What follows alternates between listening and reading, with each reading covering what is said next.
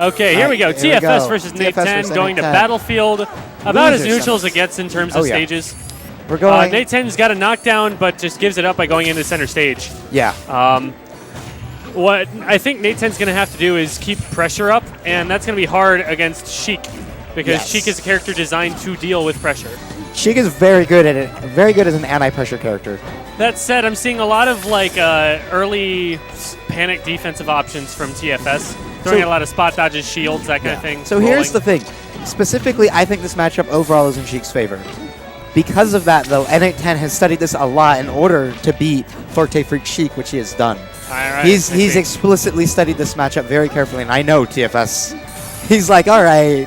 TFS is a much different Sheik from Chris Bell, but at the same time, Sheik is kind of Sheik in a lot of ways. Sheik is still just Sheik. Like, you can play Sheik in a lot of different ways, but she's not like Martha or Spacey, where you can be unique, but your expression is a little limited compared to... The follow-ups are going to be pretty flowcharty, and the defensive options are also going to be pretty flowcharty. Sheik is a very juggleable character. Yeah. It makes her a little bit more difficult to KO straight up. Like you can see right now, Sheik is at 165, and she's not hurting too bad. You need a really solid hit to get rid of her. In fact, even Marth's forward smash, if it's not a tipper, she'll live it up to 150, 160, no problem. And the recovery is exactly the same each way, so it's not like you're putting any more pressure on her by getting her off stage. So in Melee, what kind of Sheik is TFS? In Melee, he's fairly basic, but he knows...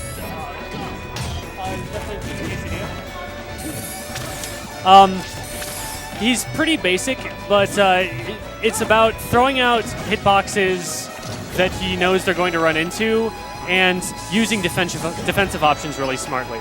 So he'll get right up in your space where you kind of have to just commit to something, and then he'll usually guess right. So that's TFS's thing, and I bet he got that from Brawl. And speaking of guessing right, N810 just took that stock with clean 2 F smashes. He keeps missing the spring gimp, which is incredibly good against Sheik. He's got a nice juggle, does not follow it up.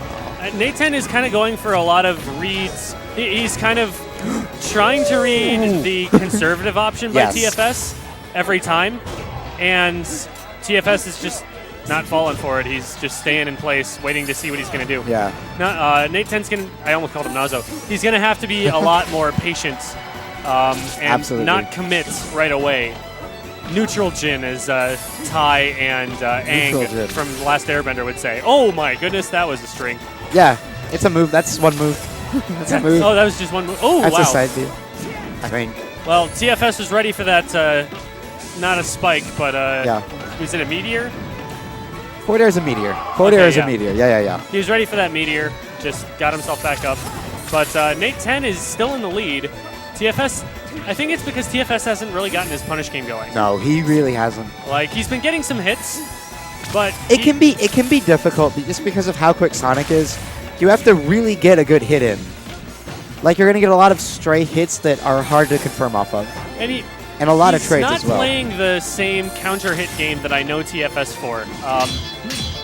I noticed that when I played him at the weeklies recently, he seemed maybe a little rusty. Maybe he's not playing his same game plan as he usually does.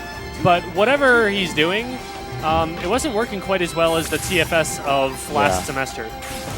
Of last semester? Yeah, last time I played him at the weeklies. And I know he's been playing over the summer. He was playing in Washington, doing pretty well. So everyone did well against spring break. You took games off Rat. Or who was it? What wolf was it? I took games off Rats. Yeah, that was the wolf. Yeah. I took a game off Aurelian Melee. Hi, stream. Hey, guys. Good to see you. And TFS's beautiful, beautiful face. Beautiful face. This is face? No, we got both of theirs. We're good.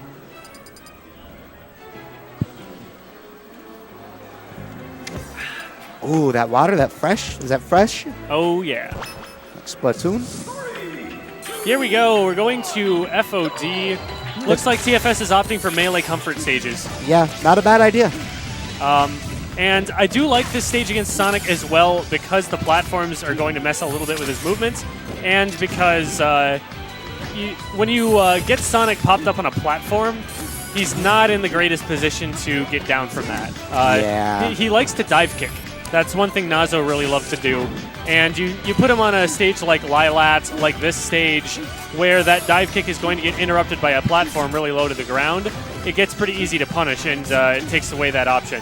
Good edge guard so far from TFS. Game one is data. Game one is data. That was definitely... He only got that because he knew what N810's habits were. N810 goes up there. Having fun on the playground. He had other options after that juggle in case TFS didn't die. Yeah, which was really good. Good jab. Goes in for the grab, though, and TFS jumps. TFS is... He's being a little slow with his counter hits, so a lot of times N810 is just sneaking in there. Good down smash. Oh, but does not call the get up attack or the get up jump to dive kick.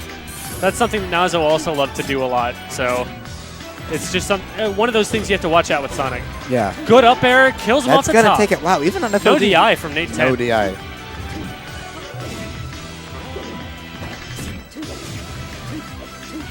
There's that patented TFS down air. Yeah. TFS loves to down air when he's directly above you. Like, instead of trying to land on platforms, doing anything like that, he'll just trade with you with a down air every time. And, you know, maybe a third of the time it'll work.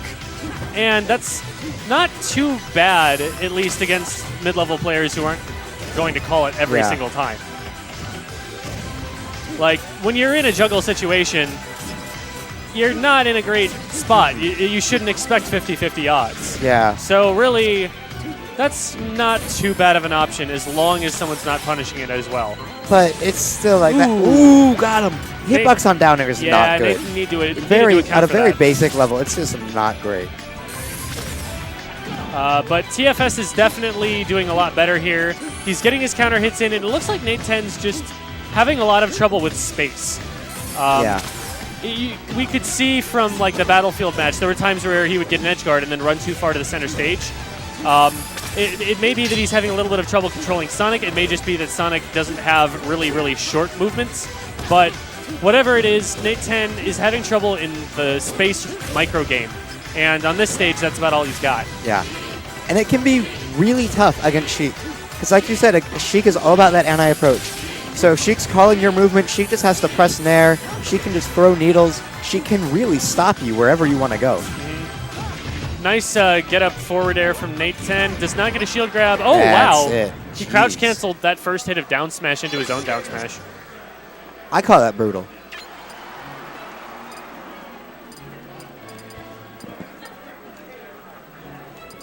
So TFS looking pretty impassive. He looks like he kind of just knows what he has to do. Here we go. Pokemon Stadium 2, Arizona Stadium. PS2, AZ Stadium. Have you noticed the, I hope you noticed the adjustments we've made on this stage. We've upgraded the stage a little bit. So it doesn't like flicker as much, that kind of thing? No. It's also a cool dumb thing. You'll see it, hopefully. A cool what? Oh! Isn't that cool? That is amazing. Scrub that dish in the background. We own the stadium. We're sponsoring this Pokemon Stadium. Got our logo, got our name in the background. Might as well just make the AZ logo in the middle a dish, a dinner plate. Oh man, no, that's too much. Scrub it with your wave dashes. Scrub it with your wave dish. Wave dish. Wave dishing. Okay, man. Wave cheating all around. Your wave dishing. Your cloth I like what Nazo did there. Yes. Instead of charging at TFS, which he knew TFS wanted him to do, he just stood there and charged the spin dash. Yep. And then TFS was like, oh, he's not going to do something, but then he did something. Yeah, you have a lot of options out of that spin dash. And that's him using that neutral gen. He's not just charging So TFS. define neutral gen. So, for those of you who have not seen Avatar I The Last have not. Airbender or do not remember that scene, there is positive gen, which is when you're attacking. There's neutral gen when you're retreating, or not neutral. There's negative gen where you're retreating, and then there's neutral gen where you do nothing. Where you do absolutely. You wait and you watch, and you see what your opponent is going to do before you react. All right. So that is a great option That's a really good way to For instance, your opponent Smash. is like trying to apply pressure to you, just stand there, watch him do it. And if he comes in, then you can react. But also, if you have got someone in a positional disadvantage and you want to just make him jump, stand there and look at him. Just it's stare a Taj at him? edge guard. It works every time. It sounds pretty. That sounds dirty. And so you don't necessarily have to just stand there. You can dash dance in place. You can throw out safe hitboxes. You can even maybe do a defensive option that you know you'll be able to recover from before they get to you. Sometimes I'll even throw out a random forward smash just because I know they can't get to it to punish me in time. Which sounds like a really smart thing to do as Mark. And so sometimes. Yeah. Not all the time. It's probably never smart. But I do it anyway. Basically, don't move. Like, you've got some time. Right. There's 5 minutes and 30 seconds on the clock for these guys. And by the way, it's really close. Yes, it's incredibly close. They can stand there and wait for a second. And maybe their opponent will hang themselves with the time you've given them. He wanted that down smash to send him the other way. That's something I really like in this game, when you see that high-level play when they're doing reverse hits and... Ooh, good back air. Yep, that was a good sidestep dodge to set that up, and good conversion from N810. TFS gets a dash attack, does not get too much follow-up, double up air, not going to KO off the top, and N810 gets back with a... Oh, he cancels the dive kick? Can he do that? Yes. Interesting. Wait, Sonic? Yeah. No, it just ended. I think it's... Oh, the move just ended. Okay, I see. Yeah. Well, that was a really tricky spacing then, because he did it just before he hit the ground. So TFS expected that he was going to just be in dive kick lag. Oh, wow. TFS is in a little bit of trouble here. I want to see him grab that. N810 accidentally crosses him up, but TFS does not take the space that's given to him. He's still off the edge. Oh, my God! The N810 special. Forward smash. I swear to God, we call that the N810. He has lost so many games because instead of edge guarding, sometimes he will go to like almost center stage and charge forward smash. Is this 3 of 5? 3 of 5. That was 2 to 1. Okay. Yeah, those are semis. So we're not done yet. We're not done yet.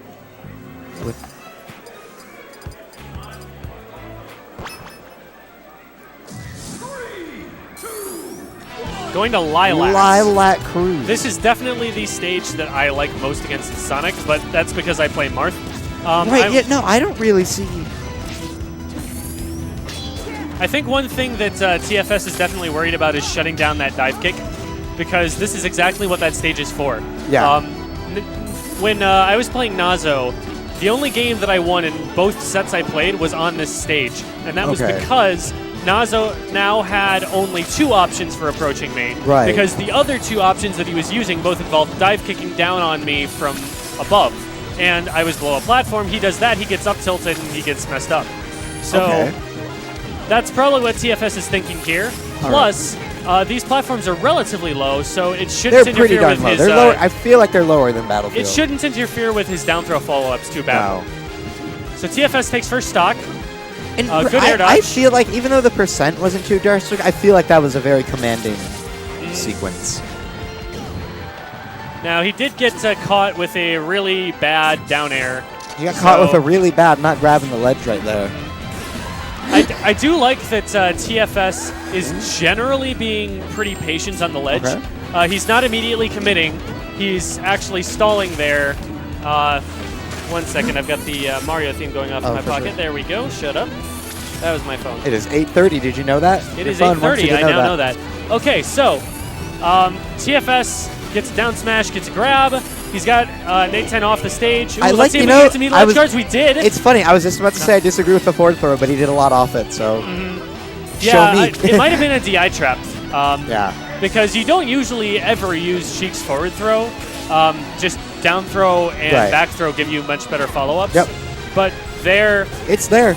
Yeah, and the one thing you do use it for, I suppose, is when you want to guarantee they're going to go off stage and you grab and you're facing the ledge. Hits him with the meteor and also gets back, which I think is the really impressive part. TFS just didn't seem to know what to do there. He was just standing there down smashing his shield. Gets punished for it. He gets a down smash, but again, that he's not getting much off of these conversions. No. And N810's figuring out the better DI. He hasn't played a Sheik in a while. Kills off the top with a back air. That's not He just warped efficient. into another dimension. Yep. He ran off and got hit by an asteroid. Yeah. Shoutouts to the Millennium Falcon. God, I love this stage. This stage is so cool. Some people are like, I can't tell what's going on. Like, come on. Not on this one. On some versions of it. So N810 finishes that off without taking any extra credit. Yeah. So this is a pretty strong lead for him.